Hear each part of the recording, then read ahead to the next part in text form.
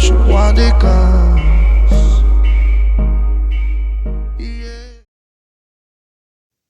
Amis turfistes, bonjour, vous êtes bien sur 100% PGN pour la sélection du lundi 10 mars et donc au programme c'est Le Mans, 8 épreuves.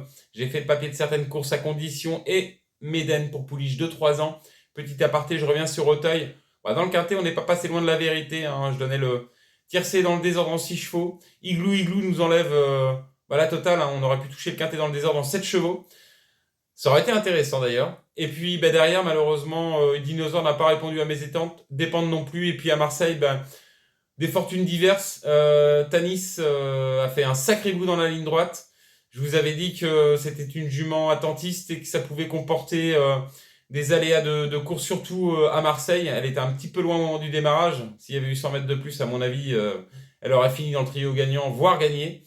C'est à suivre parce que elle est dans une valeur handicap qui lui confère en tout cas une bonne chance à venir. Donc suivez-la, cette Tanis, qui est maintenant entraînée par Manon Scandella-Lacaille. Voilà, donc on passe tout de suite au prono du lundi 10 mars. Je vais vous donner 2 sélections, course à condition et Méden pour pouliche de 3 ans. Et c'est tout de suite dans 100% PGN. Et donc on démarre par la deuxième épreuve, c'est le prix de l'hippodrome Tour-Chambré. Donc c'est une course à condition, on sera sur la distance de 1600 mètres. C'est réservé aux poulains, ongres et pouliches de 3 ans. Ils sont 11 à prendre le départ de cette épreuve. Il faudra tabler sur un terrain très souple à collant demain au Mans, au vu des précipitations du week-end. Et je vous invite à suivre le pensionnaire de Mauricio del Cher Sanchez, l'As Circrater, monté demain par Joris Mendizábal. Il avait terminé son année de 2 ans par une victoire à Bordeaux, facile victoire, bien qu'un peu vert. Ce jour, et pour sa deuxième sortie publique, j'avais trouvé son action pour finir très intéressante. Et je m'attends à une confirmation de sa part demain, malgré une petite rentrée. Ensuite, je vous invite à suivre également Wellington Premier, c'est le numéro 5, sera monté par Sophie Le Quilloc. C'est tout simplement la ligne avec Circrater de Bordeaux. Depuis ce cheval a gagné, il vient de faire 2 courses de rentrée. J'en attends également une bonne performance dans cette épreuve demain. Derrière, vous pouvez y associer Montchadzil numéro 2, c'est la Westmeyer, fait une rentrée, mais sa régularité plaide en sa faveur. En 4e position, Spanish Prince.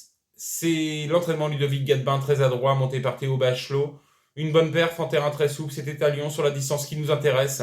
Et puis vous pouvez fermer avec des outsiders comme l'atout d'Alex Baron, Summerblow. Et puis derrière The Snark, le numéro 3, c'est l'entraînement Paul de Chevigny. Donc je vous redonne ma sélection dans la deuxième épreuve. Je vais mettre en tête la Circrater en deuxième position, le 5 Wellington premier, ensuite le 2 Montchadzil, le 4 Spanish Prince, et puis on peut terminer avec des outsiders comme le Midsummer Bleu, et puis The Snark, le 3. Et donc on poursuit par la 5e épreuve, c'est le prix de Mulsanne, donc c'est une course à condition pour pouliche de 3 ans, c'est un Méden. On sera sur la distance de 1950 mètres, et elles sont 15 à prendre le départ de cette épreuve. Moi je vais vous inviter à suivre une ligne dans cette 5e course, c'est le prix du château de la Reine Blanche.